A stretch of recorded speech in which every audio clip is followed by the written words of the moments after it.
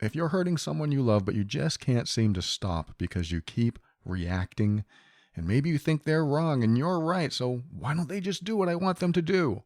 If that's you, you may not realize that your coping mechanisms are causing you to do behaviors that are not only hurting them, but also disintegrating your relationship. If this is you and you want to heal and change this about yourself, sign up for the first 4 lessons of Healed Being for free over at healedbeing.com. Life presents the toughest challenges. Every day you are faced with decisions that test your ability to express who you really want to be in this world. We're told to keep saying affirmations and keep thinking positively, but what do you do when that stuff doesn't work? Welcome to the Overwhelmed Brain, where you'll learn to make decisions that are right for you so that you can create the life you want now.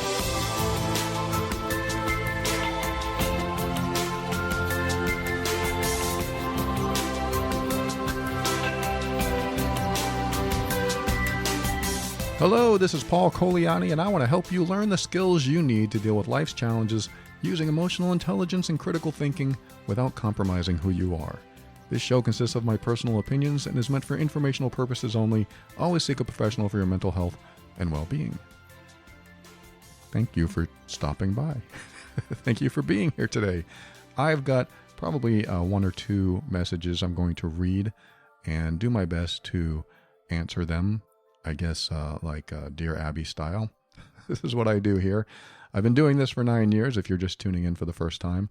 I'm so glad that you're here. My mom actually told me once that I should have a column in the newspaper, but I don't even know, do newspapers exist anymore? There's so much online now that we need other things going on. But yes, I know, I'm wasting time. I'm going to get right to it. I'm going to pull up my screen here that has a question or 2. Here it is. This person wrote, "Please keep my name private." I will do that. I have a friend who I deeply care about. We met during a something for work, and we became good friends, and she started to call me every morning and every night. This is my quiet time, which I very much value. She talks for so long, asking me anything, and usually she asks, "Are you still there?" Once I timed it, and she spoke for almost 20 minutes before asking if I was still there. I find this overwhelming and a one-sided friendship. She complains constantly about how hard her life is, when in fact I've given her multiple constructive pieces of advice. And she gave an example, but she gets takeout every night and orders expensive coffee and also buys unnecessary items. I have zero sympathy when it comes to finances when she talks about that. She frequently asks me to borrow money, and I have always said no. And I work hard, and we make about the same, and I guess I don't know what to do. She didn't actually ask a question. I think, her email got cut off. So I have a feeling she's going to ask me what to do. So there's a few things in your email, thank you for writing this, that really, really stand out, especially like when she started calling every morning and every night. You know, that's the first sign that maybe a little too much is going on here. Like I can't take all my time with you because I have a life myself. This is the first thing I think of if I'm in your situation. In fact, when I call my friends, it's like, this is probably a bad example, once a week maybe. Once every 2 weeks maybe we talk. Every morning, every night. I have some comments on that, which I'm going to say in a moment, but that stood out. It's like that's the first thing that I see, then I say, okay, I just talked with you and, let's take a break. It's not easy to say that to a friend sometimes, but if they're really a friend, they'll understand. Oh, I got something else to do. Can we talk later? That's great.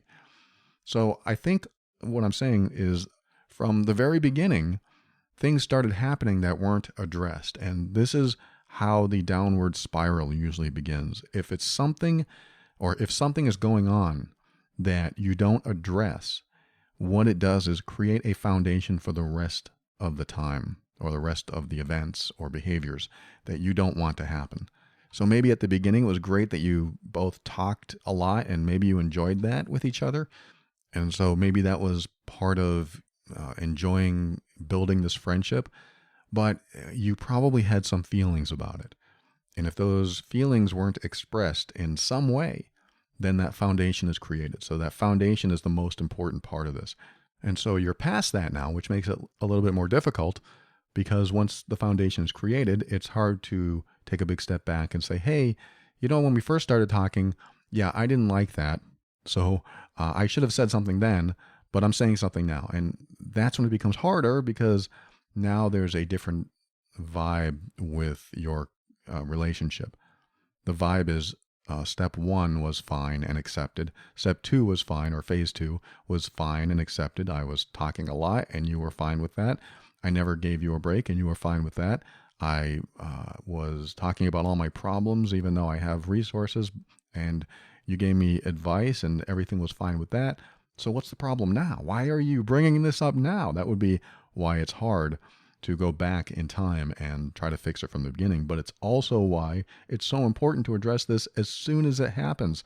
And that means being in touch with your values, being in touch with your boundaries, knowing what's important to you, so that when something gets violated, you don't allow things to go forward without addressing the violations that occurred. If you don't address them, then the foundation is created, and that foundation is made up of what the other person believes is acceptable to you. If you get the idea that I'm talking about any type of relationship, especially romantic relationships, they get more and more difficult. I'm talking about any type of relationship that you have, that once the first violation has occurred that you haven't addressed, it will only get worse, because that foundation is created. So if you create a foundation of toxicity, the rest of it gets even more toxic. It gets even more difficult. I know people are relating right now. This is what happens when you have that kind of foundation. It doesn't get any better. It gets worse. And this is right in alignment with what I talk about with values typically. With values, you ask yourself, what's important to me in this area of life?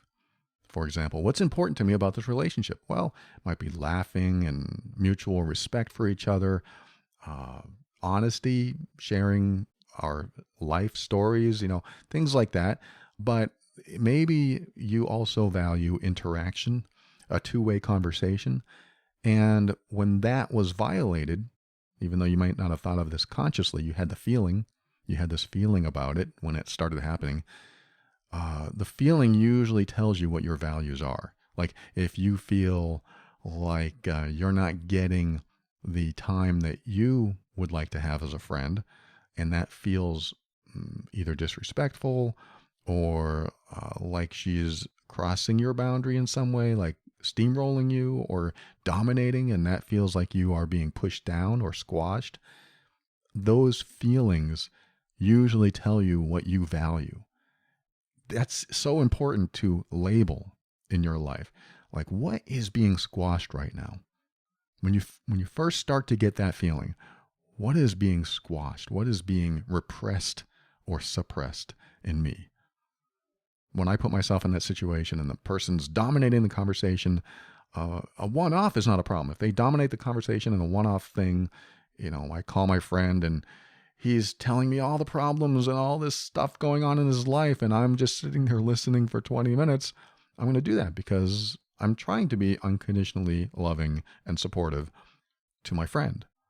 And he probably appreciates that, because some other time I'm going to do the same thing to him. So those one-offs are okay for me. I mean, that's within my boundaries and values. But if this happened over and over again, and every conversation was like this, or 99% of them were like this, then I would start to feel like I am not of value to him, that my words, what I share with him, are not valuable to him. And he is very self-absorbed. And I don't want to be with somebody who's self-absorbed and doesn't really want to hear what I have to say, doesn't really care what's going on in my life. I would feel devalued. And so I think I would add a value to my values list about what I want in a friendship. And that value might be being valued. That value might feel like being worthy, or worthy of hearing what I have to say, or feeling important, or feeling significant in this person's life. That's almost every relationship. I think we want to feel important or significant to someone else. And so I would start to realize that when that value isn't met, that what we have in the current state it's in is not sustainable. And again, this is all about the beginning of when something happens. And so it's easier to address in the beginning. It's like, hey, every time we talk, you don't give me a chance to talk. What's going on? You keep dominating the conversation, and then you don't even know I'm here until 20 minutes later, and you ask me, are you still there? That's hard to say when you're more of a people pleaser. It's hard to interrupt somebody and say, hey, look, you've been talking for 20 minutes. Give me a second. And if they don't want to give you a second, that tells you a lot. But they may even get upset, depending who they are. This person who wrote, she may stop and say, oh, let me share something. And when you start to share something, they, again, dominate the conversation. Or maybe they get upset and they think it's all about you. This is my time. This is my issue. Let me talk about me. So I'm actually thinking about my girlfriend. She's very good at honoring herself, honoring her boundaries, speaking up. And over the years, I've seen her get really good at this to the point where she might tick someone off. She might actually make them upset or make them take a step back and go, whoa, what's going on with you? And it's not because my girlfriend's being mean or aggressive it's nothing like that. She's actually being, in a healthy way, assertive. Hey, look, we need to talk about this. And then she will say it. She has impressed me. My girlfriend has impressed me with her ability to speak her mind, but in a way that isn't hurtful to them, but honoring herself. That's what I believe in. You honor yourself with love for someone else. You don't try to hurt them. You don't try to point your finger and say, you're doing this and you're a bad person. You say what's on your mind about yourself. Hey, I feel like you don't really want to hear what I have to say. I want to be here for you, and I'm going to listen to you, and I'm going to give you unconditional support if I can, as much as I can. But it seems like when I start talking, you don't want to hear anything I have to say. That sounds like something my girlfriend would say. It's very direct. Maybe not even as direct as I would be. I would actually find, is this a good way to say it? A more tactful way to say something. A more diplomatic way. And I also have other ways to speak to someone when they are dominating the conversation, especially in this case. So I'm going to get back to this person's initial request, which I think is, what do I do?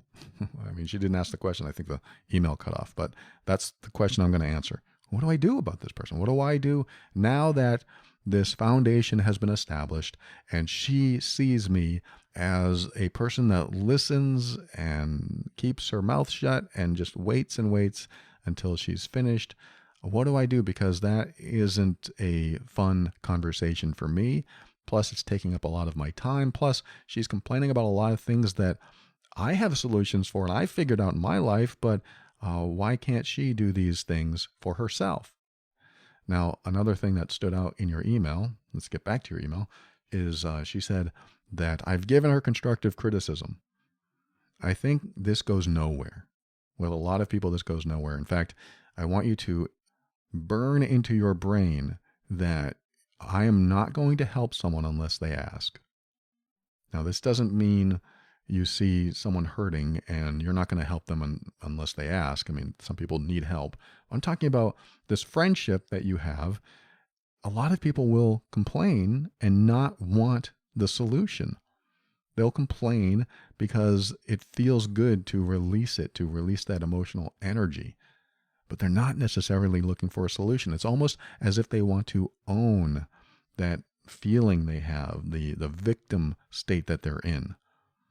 When they want to own that victim state, it feels really good to a person like that to just vent that out to someone who will listen.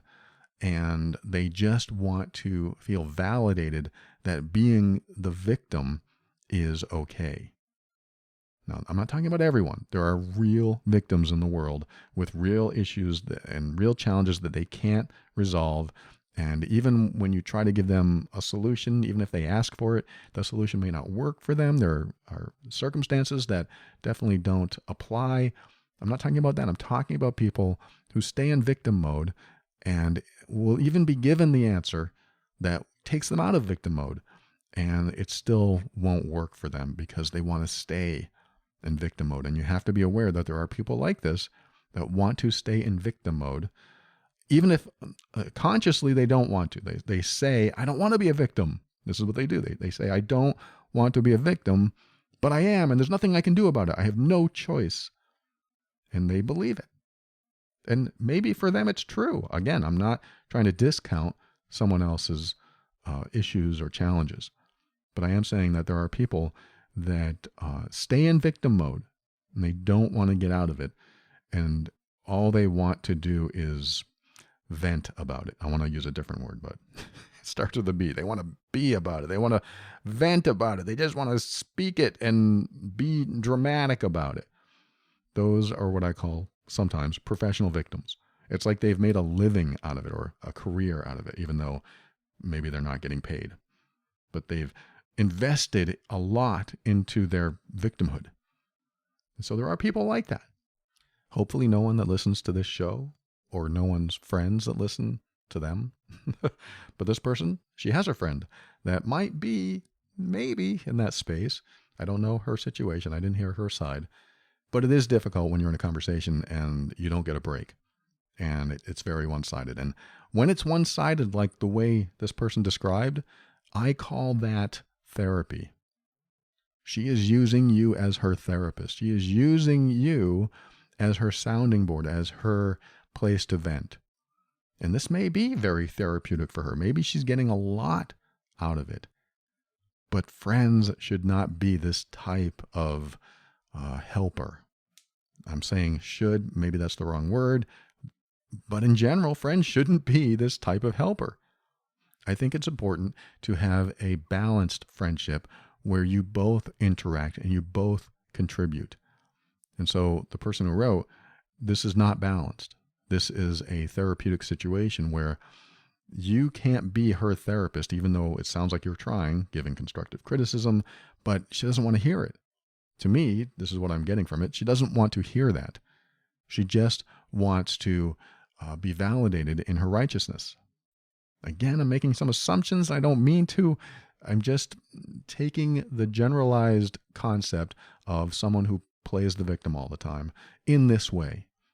And when they dominate your time with all the bad stuff going on in their life, and they don't want constructive criticism or advice or anything like that, because when you give it, they'll come up with something else. They'll say, that won't work, and this is why. That won't work either, and this is why.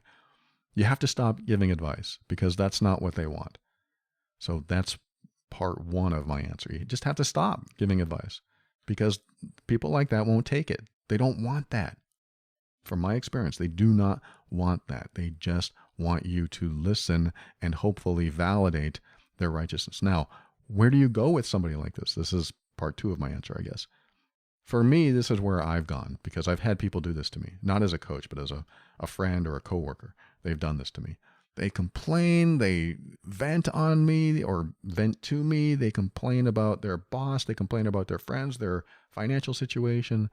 And no matter what I've said to these people in the past, at least kind of people, it didn't matter because they knew they had a legitimate complaint and they wanted to feel righteous in their complaint, but they didn't want a solution. Well, actually, one person did. In fact, this is what I did for one person. He wanted a solution, but he knew he couldn't get it. It was about a manager or a supervisor at the time. He was complaining about this supervisor and how hard the supervisor was on him. And he wouldn't stop. He just kept complaining about him. And no matter what we talked about, he would go right back to complaining about that supervisor. So I finally said, you know what? You're right. You are right about what you're saying. In fact, we need to march into that supervisor's office right now, and you need to give him a piece of your mind. Let's go do it.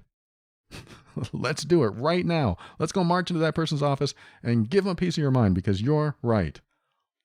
That stopped it. That stopped it because I made him accountable for what he was saying. I said, we need to find a solution to this right now. Let's go do it. This is what happens when you have somebody that plays the victim and only wants to complain about it but doesn't necessarily want a solution, is if they won't stop complaining and you want to get them out of that state, and they're always in this state of complaining and things like that. If they're always in that complaining state and they don't want a solution, they're not even looking for a solution, and they're not doing anything about it, and all you are to them is their therapist, their sounding board, their pincushion, they keep poking you or something. If you are that person to them, then one way to stop it is say, let's go fix this right now. I will call that person right now. You hold them to what they're complaining about, and you make them realize that this is going to be resolved right now. You make them think it's going to be resolved right now, and you are there to help them resolve it. Why do this? Because you are testing, you are challenging them to prove that they really want a solution. Because if they are complaining about something and they really feel like a victim to it, a true victim wants a solution. A true victim wants closure. A complaining, dramatic, or what I call a professional victim doesn't want closure. They just want attention. They just want you to side with them, but they don't want closure. And I'm not saying there's anything wrong with that. If you are a person that complains and the world is against you, that's your prerogative. You could do anything you want. I'm talking about the person who does this all the time, not just one-offs. The person who has almost the same complaints every single time, but never seeks a solution for it. Again, I don't think it's you listening to this show. Anyone listening, probably not you. Or if it is you, you're working on it. But if it's somebody you know, somebody you care about, maybe somebody you don't care about, somebody outside of you that is doing this, then I think one solution, or at least one attempt at a solution to at least stop them from dominating your time, is to hold them to what they're complaining about, to find out if what they're really a victim to is real to them. So if they are complaining about the person who overcharged them, and all they do is continue complaining about that person who overcharged them, continue, and every time you bring it up, it's that same story over and over again, and they take up all your time complaining about it, maybe you could say, all right, I'm going to call that person right now, the person who overcharged you, and I'm going to give them a piece of my mind. I want you to stay on the phone. We're going to get them on the phone right now. What's the professional victim going to do? They're going to say, no. No, no, it's fine. I don't want to talk to them right now. That's most likely what will happen. They don't want to resolve the problem. And because they don't want to resolve the problem, they're not going to want to do something that will actually resolve it, which means they just want it as a talking point. And if they have these talking points, they get the attention. People feel sorry for them. They play the martyr. Oh, woe is me. Everything happens to me. Everything is just so hard. The world is against me. I've sacrificed so much. And look at the results I get. This is how the world treats me. This is how that person treats me. And so when you have somebody that plays that role, they want to stay in that role. There's a dependency on that role. They are dysfunctional in the sense that they find, I hate to call it this, but enablers. They find enablers to allow them to stay this dramatic victim and this martyr. And when you have a person like that, they're not looking for solutions. There is a secondary gain for this behavior, meaning they are gaining something from being a victim. And that's a good question, like to this person who wrote, what is she gaining by playing the victim? I bet you can come up with an answer. What is she gaining? What is the positive result of her playing the victim? Because the first thing I think of is you are giving her that attention that she might be craving. And that could come from, a fear of abandonment, a fear of rejection in her, and even in you. Maybe you have some people-pleasing tendencies, and you have a fear that you won't be liked if you were to say something about it. So you have what I call complementary dysfunctions. And almost every dysfunction I know has a complementary dysfunction to balance it out. The taker looks for the people pleaser. The talker looks for the person who will listen. And again, in general, there are people that give and there are people that receive, and it can be healthy. So even if they're a taker, they're just a light taker. They're a light receiver. And that can be healthy. It can be a healthy relationship if both are on board with it or both are okay with it. But I talk about dysfunction as a behavior that happens in excess. So if one person is a consistent talker and never gives the other person a chance to speak, and the other person is a very good listener and will listen and listen and listen and never interrupt because they think it's rude to interrupt or they think it's rude to say, hey, give me a chance to speak, then you might have two people with complementary dysfunctions.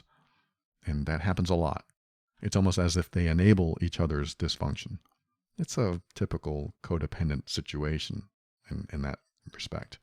You are dependent on each other for something that is being fulfilled in you, even though it might be driving you crazy like this person. So there are a couple of things I've given you that might be able to help you out of this situation. Well, one thing I've given you is holding her to it. If she is playing the victim and she's, oh, this bill is too high. Hey, let's call the credit card company right now and talk to them. Oh, no, I don't want to call them right now. Why not? I mean, you're complaining about it, so let's fix this. I don't want to see you in pain. I don't want to see you suffering like this. The reason I give you that as a possible way out is because the dramatic victim or the professional victim will very likely not bring up the same thing again because of their fear that you'll resolve it or you will help them resolve it. This can happen. She may fear that you will actually find a resolution, but that takes away her ability to be the victim, play the martyr, if that's what's happening, and seek your attention, seek being validated, seek feeling worthy through your listening. It depends on what's going on with her. I'm not here to analyze her, but that could be happening. She could be getting a lot from that, but in a dysfunctional way.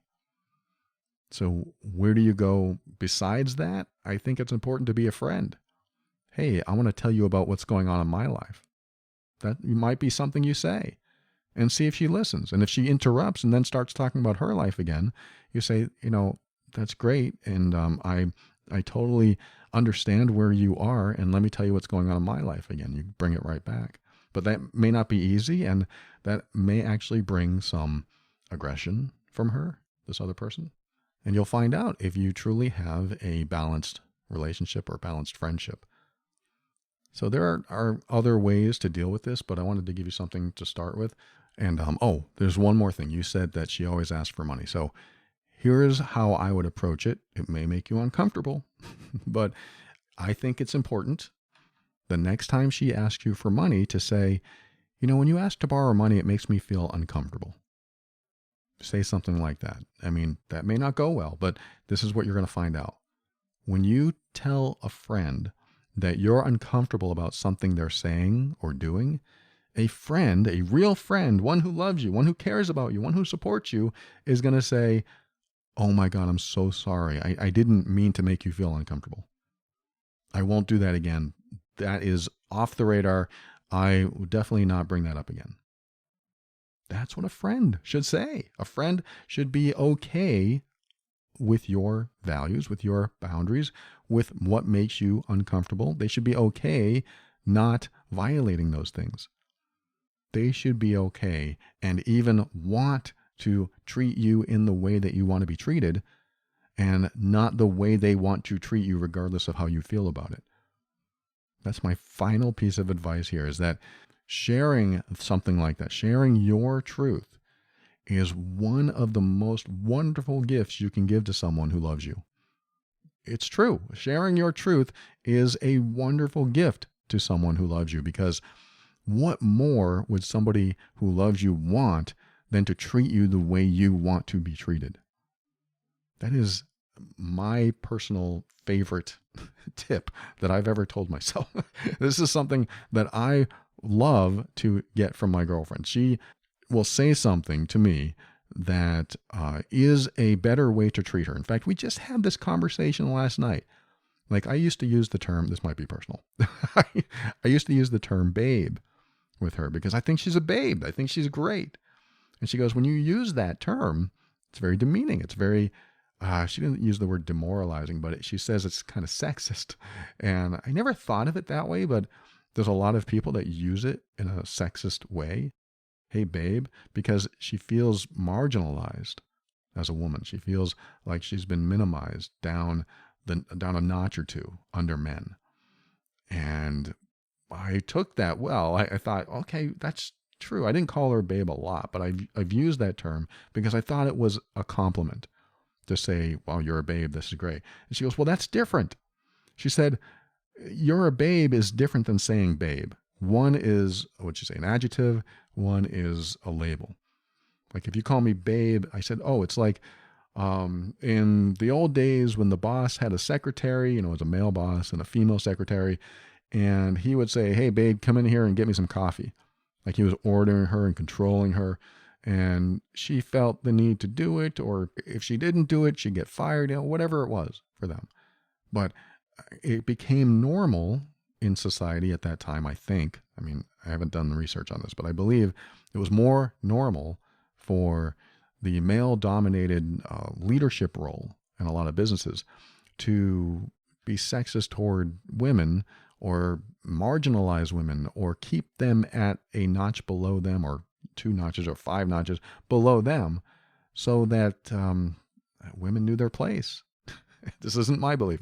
I believe what it was like back then. There was a place that women felt they needed to be or were forced to be. And so this stemmed into a conversation about the word babe.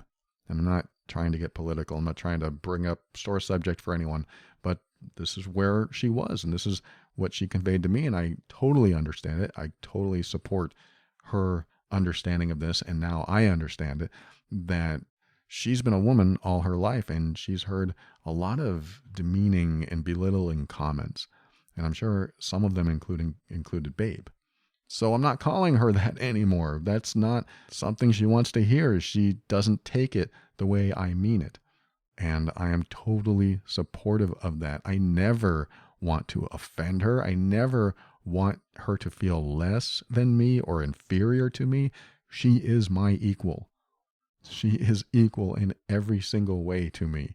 I will always see her as my equal. So to call her something that offends her, that is the last thing I want to do because I love her. I support who she wants to be and who she is and who she wants to become. I support all of that because a good person, I believe, will support another person in who they want to be. They will support their individuality. They will support their values and their boundaries, or at least respect them. You may not agree on everything, but you should at least respect someone else's boundaries and values. Someone you love, that's what you do. And this is what I'm talking about, this person who wrote. If this person is your friend, when you say that, when you ask me for money, it makes me feel uncomfortable. I want to have this friendship, and I don't want it to be about money and borrowing money and things like that. So would you please, not do that anymore, not ask that again, because I really love talking to you. Well, maybe that's a little too far because you don't get to talk, but that could be a start. Now, what I think will happen when you say that is that she'll say, I thought we were friends. I thought it wouldn't be a problem between friends to borrow money. That's what friends do. Now you know where you stand. Someone who doesn't honor you, doesn't respect what you want for yourself, isn't a friend. That might be hard to hear, but when they don't honor your time, you have to tell them, you're taking up a lot of my time, I have to go. When they don't honor your wishes, your boundaries, your values, that's not really a friend. That's someone who wants you to be who they want you to be in their life. They want you to play a role in their life so that they have, someone to control. Something that they don't have to worry about because you're doing what they want you to do. They don't have to change, I should say. If they don't have to change and you have to accommodate them, that's not a friendship. It's not balanced. It's one-sided. The ship is listing. And when you have a listing ship in any type of relationship, unless somebody gets the lifeboat or starts getting the buckets out and taking the water out of the boat where you can actually work together, then you can balance the ship.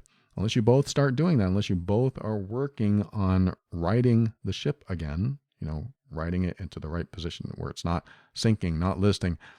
When you're on board together and you're bringing it back to level C, the friendship can grow and prosper and strengthen, and it just stays on a good course.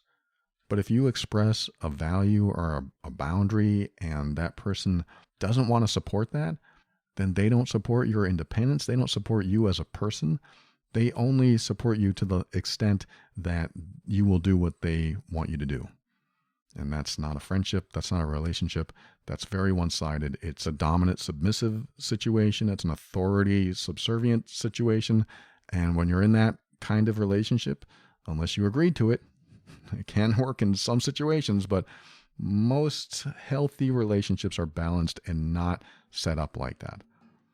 So I hope I've given you something to work with. Thank you so much for writing that. When we come back, I'm going to read another message and we'll see where we go with that. And we'll see what happens. We'll see if I have anything to say that's of value for the next person. Thank you so much again for writing. Be right back after this.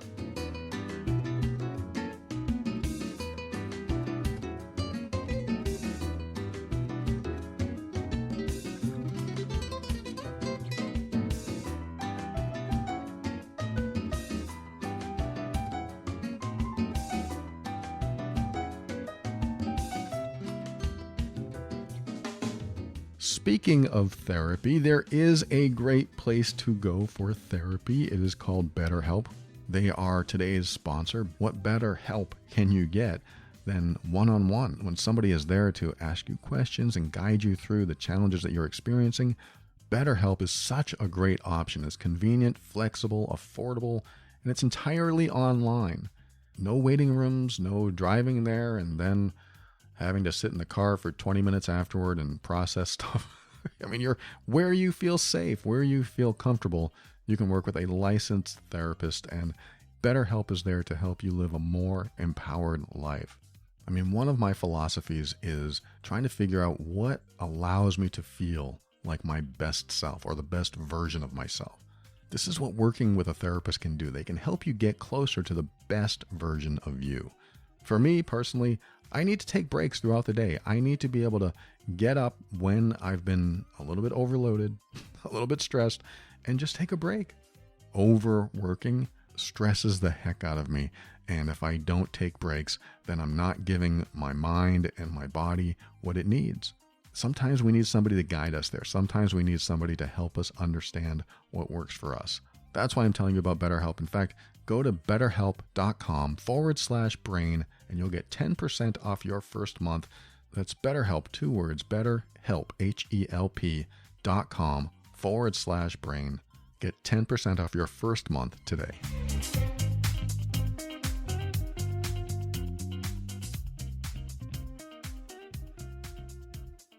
Welcome back. I'm going to get right into the next message that I received a while back. This person wrote, I enjoy listening to your show. The useful life skills that you teach has helped me to live a happier life.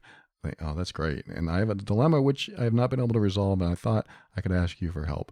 It's about the relationship with my mom. Since my dad died, she's become dependent on others to help run her life. I'm her main helper. I have one brother who doesn't want to be involved. I love to help my mom. However, I feel I don't get any of the appreciation and respect that I deserve. She does not have any expectations from my brother, and she's even thankful when my brother let her visit his house. I love my mom. At the same time, I carry an uncomfortable burden of anger and resentment. She feels my resentment and observes my anger, and then she complains that I am not respectful to her. I have a very good relationship with my brother. He told me that his counselor told him that our mom is narcissistic. I don't believe our mom is narcissistic, and I think my brother uses this excuse to suppress his guilt of not helping. My brother also told me that he observes I let my mom play emotional games like guilting me, which I completely agree.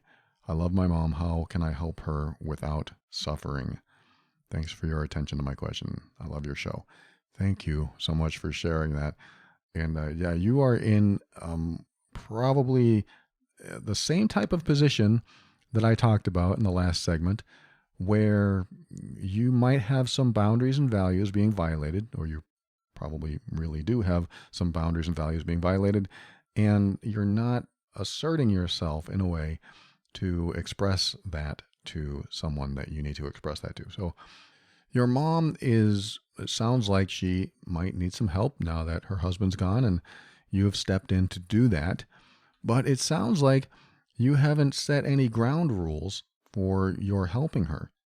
It sounds like you might have a people pleaser syndrome. That's one of the dysfunctions I talk about on many episodes of this show. It used to be me.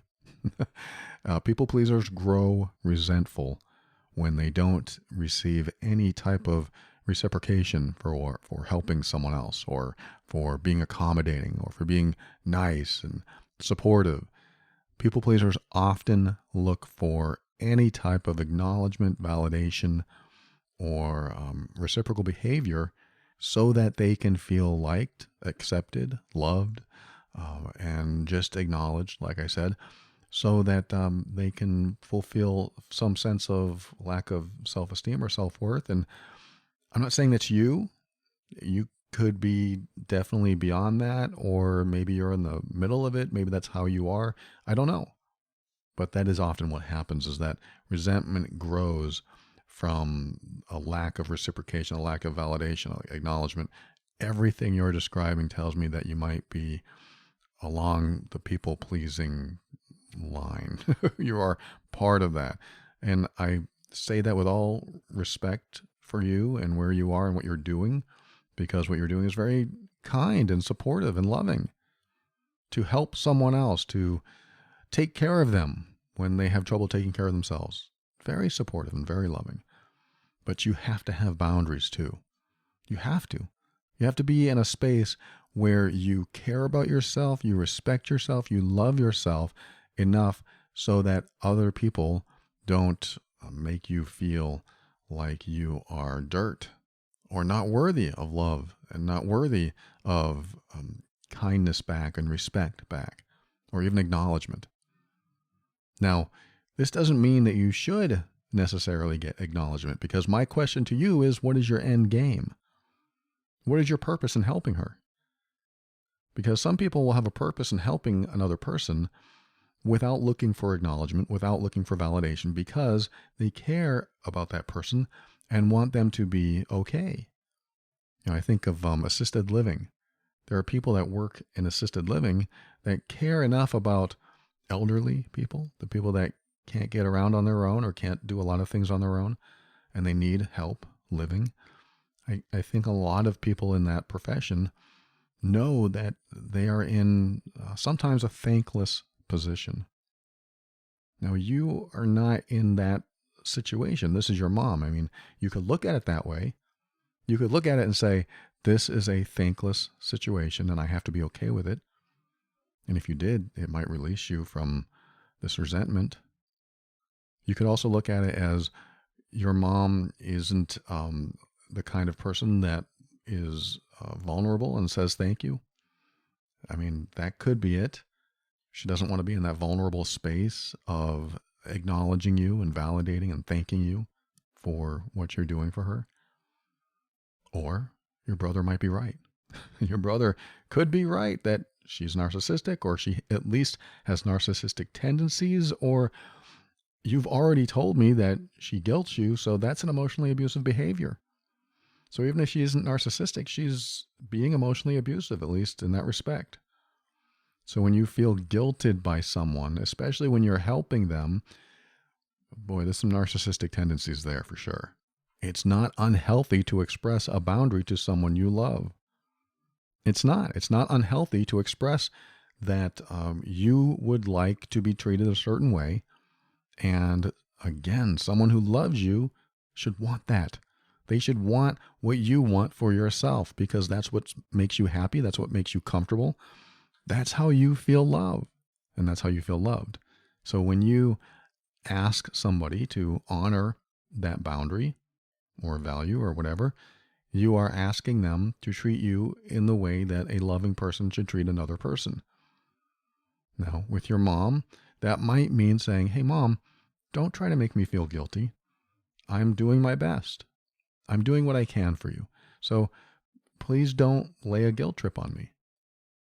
Now, if she is emotionally abusive or narcissistic or has tendencies, she's probably going to say, I'm not trying to make you feel guilty. You're the problem, or something like that. You're the problem here. I'm just telling you how to do it right because you're not doing it right. That could be what she says. And maybe she sounds logical, but it doesn't matter, because if you feel guilty and you say, hey, look, you're making me feel guilty, or at least you're trying to make me feel guilty, and that's not very nice. Could you please not do that? This is honoring yourself. This is telling someone how you would like to be treated. And there's nothing wrong with that. There's nothing wrong with telling someone you love, someone you care about, someone who raised you, how you'd like to be treated, because you're an adult now. As a kid, if you were a kid under 18 and still living in the home that you grew up in or whatever, you may not have as many options like that. You may not be able to say, don't treat me like that. Although if they are treating you in a hurtful way or disrespectful way, it would be great if you could convey that and they would honor that. It doesn't happen too often. Parents like to think they know better. My parents did. And now that I'm an adult, I'd like to think I know better than kids. But when you're a kid, sometimes you just want to be treated a certain way, even though there might be reasons that you are being treated that way. But you're an adult now, so you are allowed to say, hey, look, you're trying to guilt me. I can tell what you're doing, and that's not very nice. So please stop. It's just a very courteous thing to ask someone, or at least for them to do for you. Can I please ask you to be kind? Can I please ask you to be respectful? You may not want to say that. That might come off as aggressive. But I do agree with the idea of saying, hey, please stop trying to guilt me. I'm here all the time trying to help you out. And it's just not a nice thing to do, because I really want to help you out. But if you're going to continue to make me feel guilty, now here's the accountability part. If you're going to continue to make me feel guilty, then I won't be able to come over as often. I might be able to come over a few days a week instead of a whole 5 days a week. I might be able to come over 2 days a week. And then that is going to lead probably to another guilt trip. What? How could you do that to me? I'm your mom. I raised you. You wouldn't be here without me. Mom, you're doing it again. You're trying to guilt me into helping you when I'm doing it voluntarily. I'm here to help you. I'm here to make your life easier. If you don't want me here, then continue guilting me. Now, what I'm saying does take some fortitude. It takes some guts. It takes some courage. Because if you've never been like this, it's very hard to step into. Very hard to step into your boundaries and say, look, what you're doing is not acceptable to me. I don't appreciate it. I need you to stop doing that. Or will you please stop doing that? That's actually an empowering way to ask. Will you please stop doing that? Because it hurts me. It hurts my feelings. Oh, your feelings, if you're going to get these kind of responses, oh, your feelings, look at me, I can't walk and I need somebody to help me. So you're here and you're doing your job. So this is what you're supposed to do for your mom. She's going to say things like that if perhaps she's emotionally abusive or even narcissistic or has narcissistic tendencies. So your brother, don't discount everything he says, because guilting is emotionally abusive behavior. And if he has had issues and he has chosen to honor his boundaries and not come to see your mom because she tries to do the same thing with him, then try to see that as your brother taking care of himself. Now you might say, but yeah, it's our mom. We should take care of her. If your brother is feeling abused, let's just put it this way. If you knew for a fact that she was narcissistic and she was abusive to your brother, would you feel the same way about your brother not coming over and taking care of her? Because in order for you to say, yes, I'd feel the same way, then that would be like saying, I don't care if he's being abused, he needs to take care of her. And that puts him in a very bad position, and it makes you feel like you're supporting the abuser and not, but then you're going to say, but it's my mom. It's our mom. We need to take care of her. It's our mom. I might be the wrong guy to ask, because I don't care who it is. An abusive person needs to be held accountable for their abusive behavior. And that accountability may just have to be you don't show up. I remember I had a client once, and he told his mom, look, I'm going to call you. And when I call you, if you mention anything about my partner, if you say anything bad about that person, and if you say anything bad about me or what I'm doing or my decisions, I'm going to hang up. And this is after years and years, I mean, his entire life of his mom pretty much dominating the conversation with her hurtful comments and making him feel bad, and he really can't do anything about it. And so he was in this very powerless position, and she kept her power by trying to control him, trying to make him feel bad, keeping him feeling guilty. When you are kept feeling guilty, you are kept feeling powerless. When you are kept feeling like it's your fault, you are kept feeling powerless. And so this is what people who are emotionally abusive or narcissistic, that's what they do. They want to keep their power over you.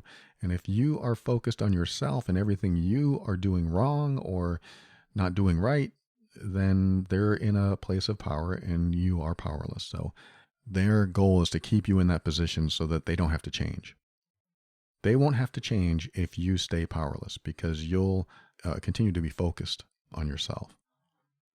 So this is where you might be with your mom. She continues to keep you focused on yourself and probably makes you feel like you're obligated to take care of her, because that's what guilting is making you feel obligated that you need to do something.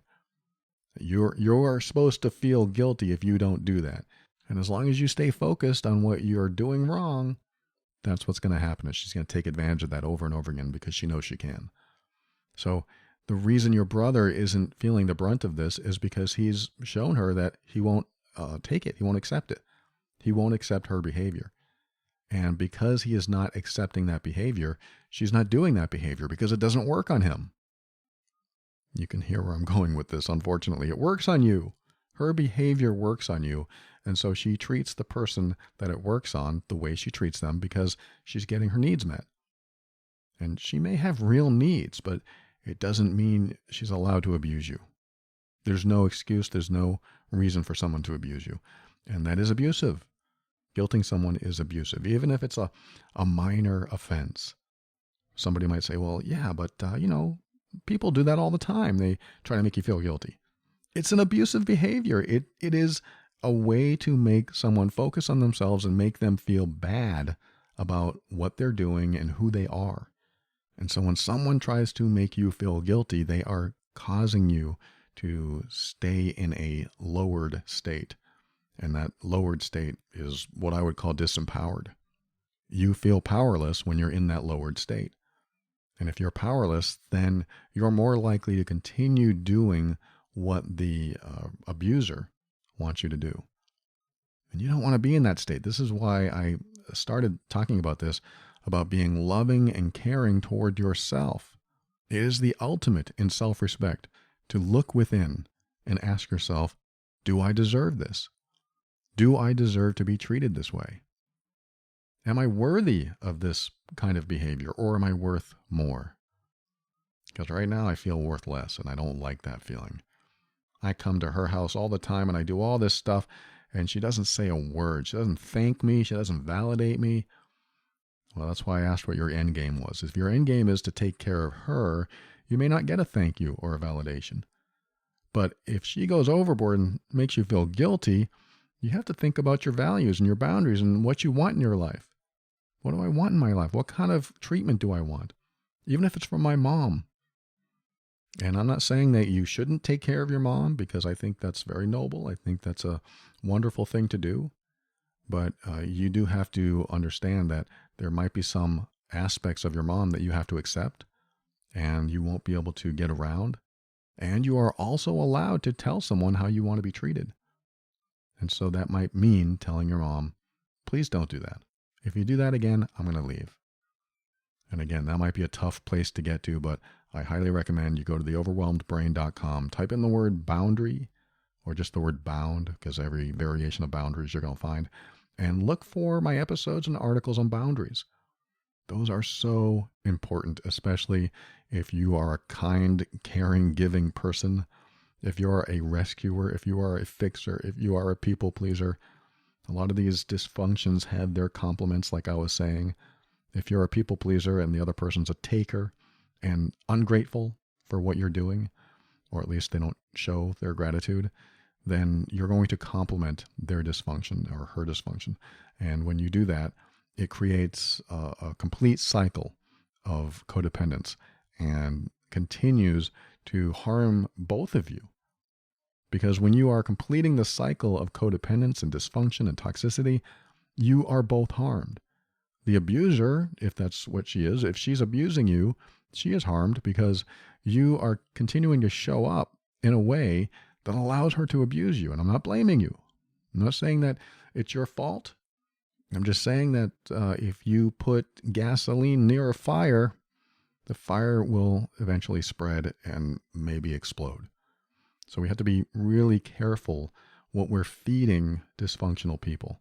And we want to be even more careful if we're feeding dysfunctional people with our own dysfunctions. We don't want to add fuel to the fire. And if the fire is already there, then we don't want to make the fire any worse. And we definitely want to do what we can to decrease the flame and show someone that we are not here to feed into the dysfunctional machine that is currently in place. And in fact, this is how we would like it to go forward from this point on. That's how I think you can help your mom without suffering. And it's a tall order. If you've never worked on boundaries, if you haven't told the world what you will and won't accept in your life, but it's totally worth the trip. The trip to honoring yourself, to honoring your boundaries, it's totally worth it. Because as soon as people know how you want to be treated, your relationships improve dramatically. And if they don't improve, they disintegrate. This is also a good thing, believe it or not. If you tell someone how you like to be treated and they do that, they respect that, that relationship improves. And if they don't respect that because you're not doing what they want you to do, then that relationship will disintegrate. And that might be the healthiest thing for both of you. Thank you so much for writing. I hope this helps. Listen to my episodes on boundaries, and sometimes we just need to take huge leaps of faith into the chasm of the unknown, and that might mean honoring yourself in front of somebody that you haven't honored yourself in front of before. And when you do, it's scary because you don't know what's going to happen, but I look at it this way. Do I want to continue living my life the way it's panning out now? Do I want to continue getting those results, or do I want something different? And if you look at your past, in this person's case, if you look at your past with your mom, do you like the results you're getting? Because if nothing changes, because she's not going to change, we already know this, I'm going to assume. She's not going to change.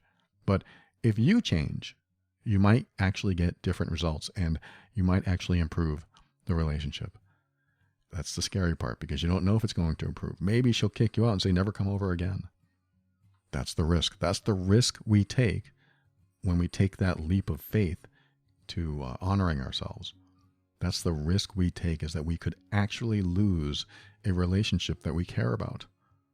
But we also have to take into consideration that the person who says they care about us, they might be unhealthy. They might be toxic. They might not be a good person in our life to remind us of our worth. They might not be that person. You are worthy, and you deserve to be treated as worthy. Again, I hope this helps. Thank you so much for writing, and thanks for tuning in to another episode of The Overwhelmed Brain. We'll be right back with my thank yous and my goodbyes and my final words right after this.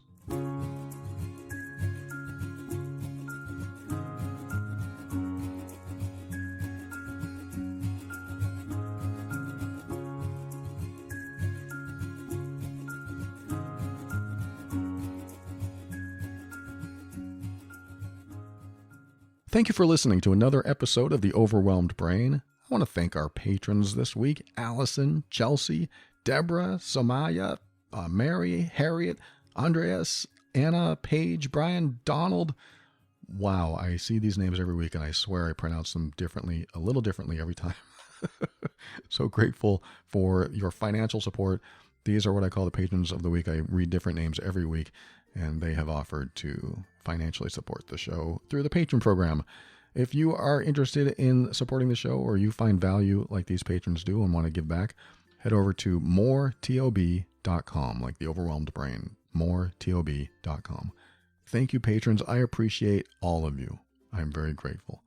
And for a show on how to deal with difficult relationships, we always talk about those here, but I do have a podcast called Love and Abuse. I've been doing that since 2019, and you might want to check that out if you're dealing with a difficult mom or a difficult spouse or a difficult coworker, whatever difficult relationship you might be in and you feel like you're being, I don't know, disrespected, or you feel powerless, or you're feeling guilty, or whatever it is that you're feeling in the relationship might be because somebody else is causing that and you're being conditioned into believing that's normal. And I don't want that to happen. So head over to loveandabuse.com if you're experiencing anything like that. It's all about control and manipulation and emotional abuse. And if you know you're the difficult one, let's just say that person's mom is listening. And she says, I do make my daughter feel guilty and I probably shouldn't do that. How do I change that, Paul? Well, I worked on a program for about 1.5 years called Healed Being, and that is now a fully comprehensive, very powerful, very effective program over at healedbeing.com. First 4 lessons are free, so check that out if you're in that situation and you know you're being hurtful or emotionally abusive and you want to change that about yourself. The lessons over there are literally life-changing. I have many, many stories. Check it out over at healedbeing.com. And I want to thank Kevin MacLeod of Incompetech.com for some of the music transitions in The Overwhelmed Brain. And for my final words, I just want to mention something about boundaries again, and that is when you honor yourself, you have to be prepared that a relationship that is important to you may dissolve. And that is a mental preparation. That is like something that sometimes you're not prepared for. Sometimes you think, oh man, I shouldn't have said anything because now that relationship has dissolved. And that's happened to me. I've had relationships dissolve because I expressed how I wanted to be treated. And it wasn't out of line. I wasn't being ridiculous with my request. It was just a simple request. Hey, would you mind, let's not make this relationship about money. That was one of them. Let's not make this relationship about money. Please just don't ask me that again. Let's just go forward because I love you. I even said that. I love you. And I don't want to make this relationship about money. And it's just uncomfortable when it's about money. Just like that email that I received in the first segment.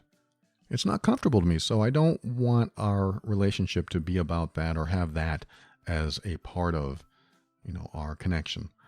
And I forget how I said it, but that's pretty much the gist of it. I don't want our relationship to be about money or because it gets uncomfortable. And I just don't think that we should go in that direction. So I'm hoping you understand. I love you. I don't want that to be what we talk about, or I don't want to think about it. I don't want it to come up and have to deal with it when it comes up. Let's just not talk about that. Let's not talk about that situation. And sometimes you have to do that. Sometimes you have to honor yourself in a way that will be a little bit different than they want. It'll be a little bit in contrast to what's been going on, or a lot. It'll be a lot in contrast because like this first person in the first segment, she said that she's always asking for money. She's always asking to borrow money. And when you have somebody like that in your life and you have to make your boundary clear, that can drive somebody away. Well, I can't ask for money. Well, I guess you aren't the friend I thought you were. Wow, that's more guilting. That's more abusive behavior. Who has time for this in their life? Who wants this in their life? I don't want that in my life. So I am willing to honor my boundary with risk. The risk is I could lose someone that I care about. Well, you shouldn't care about an abuser, right? No, it's not that at all. Some people don't know they're doing it. Some people don't know they're being hurtful to another person. They're just on autopilot and they have strange ways of communicating or different coping mechanisms than we do. And they don't think the same way we do. And they have a different upbringing than we do. And they just have different philosophies than we do. So sometimes we have to tell someone our philosophies. Sometimes we have to tell someone our boundaries and our values and let them know that this is how we appreciate being treated. And I hope that the relationship is strong enough to support that. Sometimes you just have to say that to someone. And, my philosophy is you always find out someone's true colors when you say no. No, I don't wish to be treated like that anymore. So can we not do this? Can we not go there? Can you please just not say that to me anymore? Because this is like saying no to someone.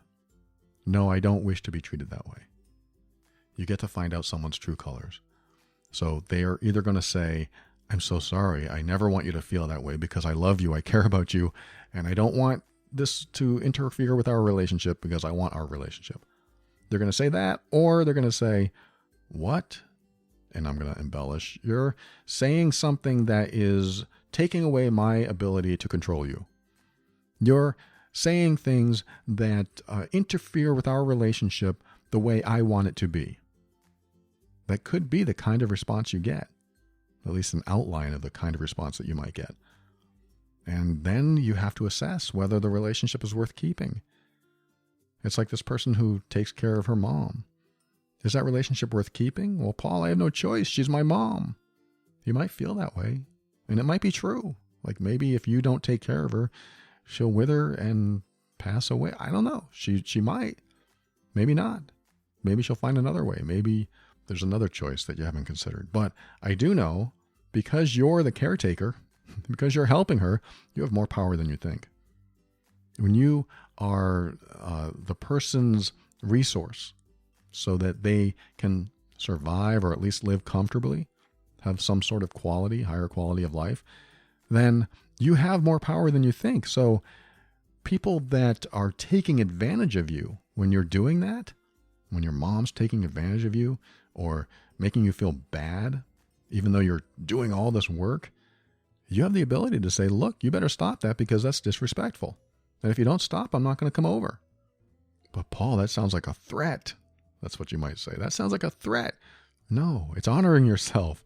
It's showing someone how you'd like to be treated. It's self-respect. It's self-love. It's self-compassion. It's self-care. And it's even love, compassion, and respect and care for them as well. You're telling someone how you want to be treated. And you are letting them know that you care about this relationship enough to be honest with them. This is how much I care about this relationship. This is how much I want this relationship to continue to grow and to thrive. And I want to stay connected with you. I want to continue caring about you and loving you and supporting you. And this is what I have to tell you. This is the criteria for that. Don't use those words, but that's what it is. It comes down to that. This is the criteria for this relationship to continue. Please treat me this way because I love you and I want this relationship to continue. And I don't want to be treated that way anymore. So let's figure this out. That might be something that is very hard to do, but if you don't do it, nothing changes. At least in this person's case, nothing will change. So you kind of have to bite the bullet if you want to change it. I mean, some people are okay with a situation like this. You might look at her and say, you know what? I know she's not going to thank me. I know she's always going to try to make me feel guilty, but I'm bigger than that. I'm going to take the higher road and I'm not going to let it affect me. If you are that type of person, you are a much better person than I am. You are more improved, more evolved than I will ever be, I think, because someone who can take that kind of suffering, like you said you were suffering. Someone who can take the non-gratitude and even the guilting and all the other abusive behaviors that might be going on, that's just such a resilient, tolerant person. And hopefully you can allow it to bounce off of you and see that perhaps she is not mentally well. I mean, she might be perfectly mentally capable and maybe she's very conscious of her behaviors, but it's sometimes easier to look at someone and say, you know what, they're not very mentally well, so I shouldn't take it personally. Boy, it takes a very special type of person to say, I'm not going to take it personally. Because even when you don't take things personally, those little resentments that you're talking about, they build up. Even if you're just able to just let it bounce off, but there's still a trickling going on inside of you. There's a little trickling of negativity that you might hold on to. I'm going to let that bounce off because I know she's not mentally well, but I wish she would say something different. I wish she would be more caring, more respectful. And that little I wish goes down inside of you, and it starts to get buried by other emotions and other thoughts. And you think you let it bounce off, but there's still a little bit inside of you, and it doesn't feel very good. And that's what lasts and lingers and comes up in sometimes destructive ways later, because eventually you'll get sick of being treated a certain way and you'll explode. You'll feel so angry or upset, and you'll finally lose it and say, that's enough. That's enough. Because it had been building. That little trickling, that little lingering feeling inside of you that can happen, that often happens with situations like this, where you think you're letting it bounce off of you, but it's still in there. And that's why it's important that you find a way to express yourself and say, this is how I'd like to be treated, or this is what I would like our relationship to look like. Can we do this? Can we work on it? Not everyone can. Some people can, some people can't, some people won't. And we just have to determine which relationships are worth being resilient and tolerant for, even though we're being negatively affected, and which relationships we want to improve. And we also have to decide if we're going to make the emotional sacrifice sometimes that might occur when we honor ourselves, knowing that doing so could disintegrate the relationship. And sometimes that is the only way to do it.